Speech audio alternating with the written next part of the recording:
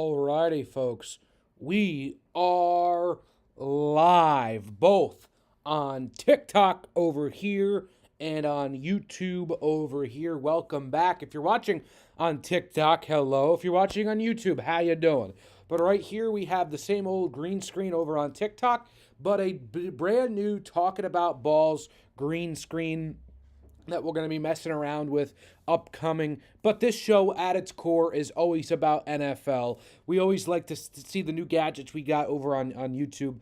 Check that out, Talk About Balls on YouTube. But if you're watching on YouTube, check out our TikTok. That is an exclusive live. There is no re-recordings of it. So if you want to go watch it live on TikTok, that's where you can find it. But if you do want to watch the podcast back, we'll have it on YouTube every single week. And if you're local to the area, which I don't suspect you being in my area around Berwick, Pennsylvania, we do have a Talking About Balls spinoff high school football podcast if you are interested on that. That is every Thursday exclusively on YouTube.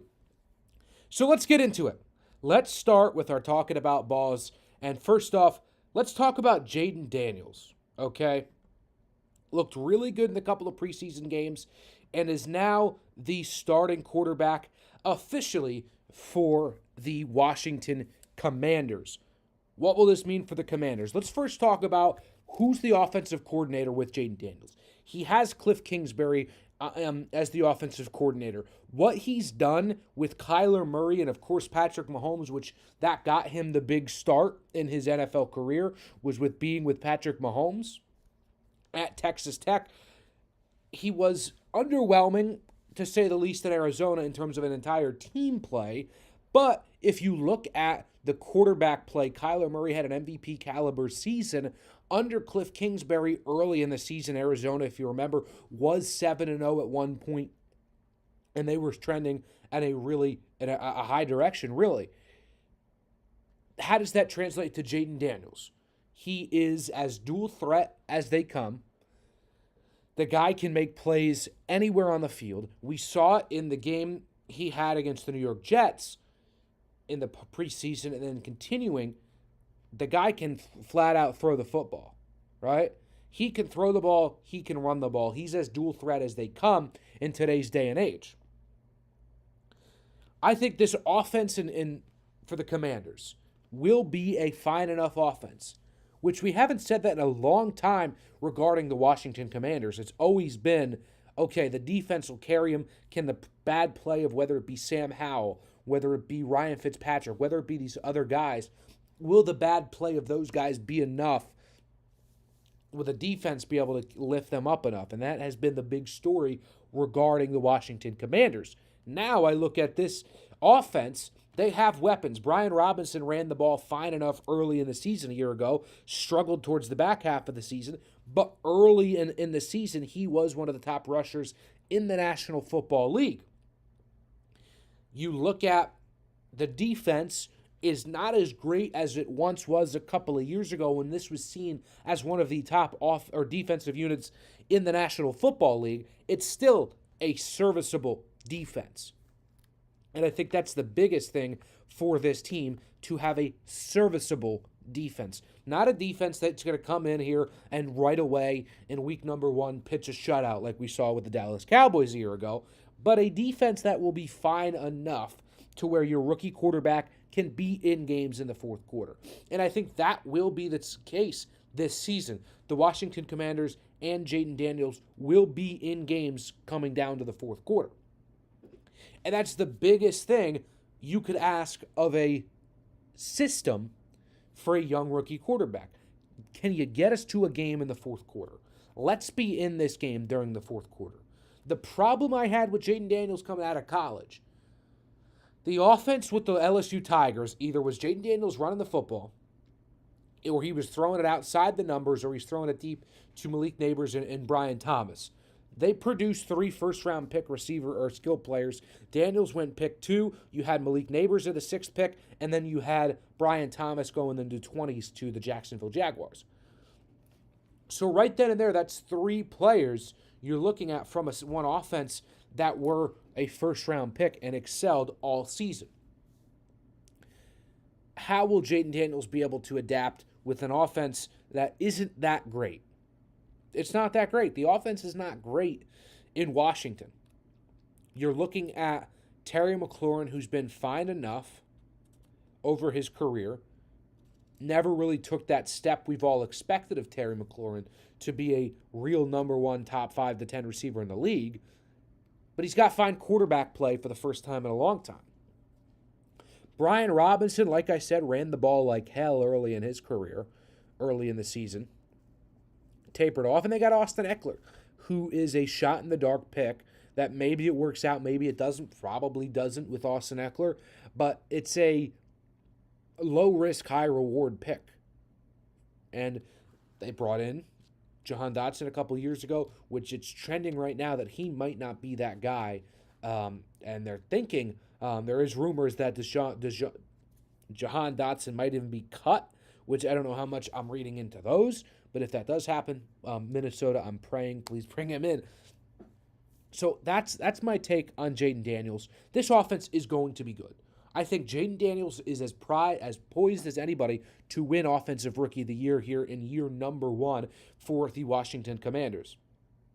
On the flip side, you could look at it as this is the most dysfunctional organization in entirety of the National Football League, which I think is entirely true and correct. But at the same time, the Washington Commanders have brought in a new owner, brought in Josh Schneider, brought in Magic Johnson, and a bunch of other different people. So, I think with Jayden Daniels, this Washington Commanders team, although they're not close to being at the top with the Giants or the not the Giants, the Cowboys or the Eagles at the top of the NFC East, I think they put themselves within striking distance. In a couple of years, this Washington Commanders team, with the right pieces, will make a run close enough to the postseason. And I think you'll see the foundation and the floor work being worked on here early in the season with Jayden Daniels. I think the Washington Commanders can get the 7-8 wins. Speaking of that, if you want to see all of our playoff predictions, all of our regular season predictions, who's going to win MVP, Offensive Player of the Year, Defensive Player of the Year, Coach of the Year, what's going to happen, we will have a huge show that might even go on close to 2 hours coming up next week as the Talking About Balls podcast moves to Tuesdays at 4 p.m. 4 p.m. for the TikTok and for the YouTube. We are going live at 4 p.m. starting college classes. My partner, who's not here right now, starting high school classes. It's just not plausible at 1 o'clock. So we will move to 4 p.m. every single Tuesday, as we're done with the dead point of the NFL offseason. We're here. We're 2 weeks and 2 weeks and 2 days away from the NFL season starting. We're here. We've made it out of the dry points of the NFL football season, and we are ready to go for the real season coming up soon. Coming up, again, in 2 weeks and 2 days. What is that? 16 days from now. It should be pretty exciting. Let's move on. We talked about Jayden Daniels there and my take on the number 2 overall pick for the Washington Commanders. Let's move on to the Las Vegas Raiders. Viva Las Vegas.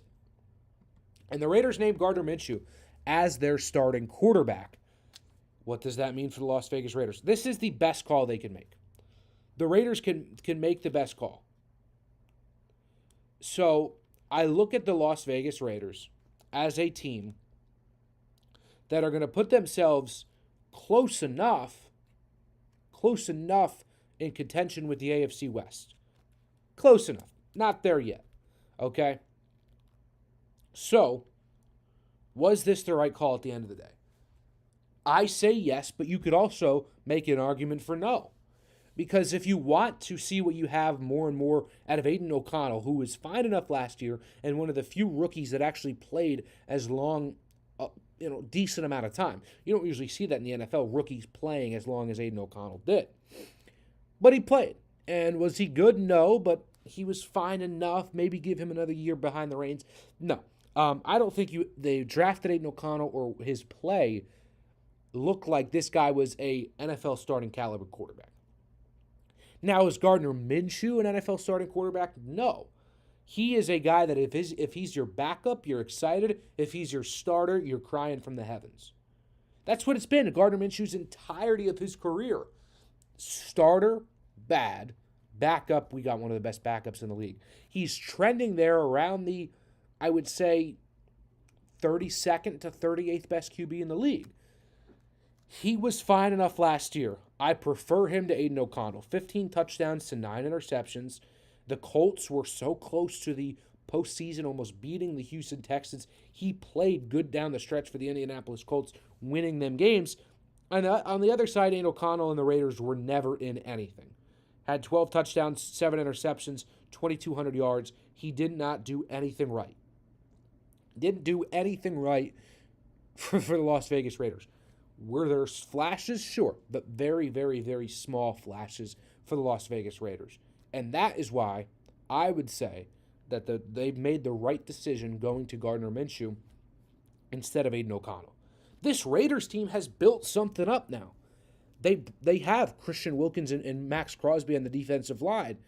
Josh Jacobs left, but Zamir White coming in will be a fine replacement. Not going to be a Josh Jacobs caliber player, I understand that much. Devontae Adams, will he leave? Will he not? Who knows? Jacoby Myers as well is one of the best wide receiver twos in the league, and they might have got the best player in the draft in Brock Bowers. So this Raiders team, you can't write them off right away. Can't do it right away because they have a top, 15 to 20 roster in the league, considering their skill position players are fine enough, and the defense got an upgrade, a big upgrade in the offseason.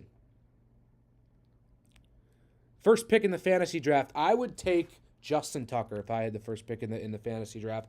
Bo Nix will tear up the Broncos, sure. Or tear up the Raiders. Who cares? That's picking shit versus crap. I don't care. The 5-10 Broncos take on the 6-9 Raiders. I really don't care. Sure, Bo Nix will tear him up. He's 37 years old. Sure. Anyway, let's move on to the biggest drama in the NFL. And it's not Brandon Ayuk, because I'm tired of talking about that guy, because it's gone on for a month and a half now. If he gets traded, he gets traded. But what I'm worried about right now is the starting quarterback for the Pittsburgh Steelers, maybe the most prestigious organization in the NFL. Believe it or not, they haven't won a playoff game since 2016. Since 2016, one of the most prestigious organizations. Michael Penix is the same age. Michael Penix isn't starting, okay? Michael Penix is not starting. That's why I say it. And I'm not a big Michael Penix guy, and I prefer Penix over Nix, and Penix is not starting, so that's a stupid argument. Anyway, let's get into it. About the Pittsburgh Steelers. Russell Wilson and Justin Fields are two of the bigger names in the NFL. Joe Burrow also won a Heisman clown. I'm done debating you on this stupid topic. Joe Burrow had the greatest college season of all time. Bo Nix was fine, but he's 50 years old. I don't care if Joe Burrow was older. He threw for 8,000 yards. Anyway, let me talk about the Pittsburgh Steelers for a second. Let me get my agenda going, all right? The Pittsburgh Steelers. Justin Fields or Russell Wilson? Russell Wilson is a Hall of Famer in my opinion. You could say he's not, whatever. He's a Hall of Famer in my opinion. Super Bowl champion, whatnot. Had a great seasons, could have won an MVP, but he's never even gotten an MVP vote, but wild enough. Justin Fields is not a better quarterback right now, this day and age, than Russell Wilson. But I really don't care. I don't care. Russell Wilson should not be the day one starter for the Pittsburgh Steelers. It should be Justin Fields. All day, every day, I am starting Justin Fields over Russell Wilson. I'll tell you why. The upside of Justin Fields is unmatched. And I don't want to make it an exaggeration. When Justin Fields is playing at his best, he is up there with a top 10 quarterback in the NFL.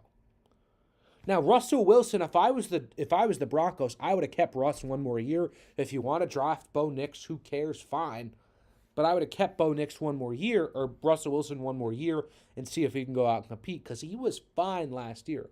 The good touchdown-interception ratio, whatever.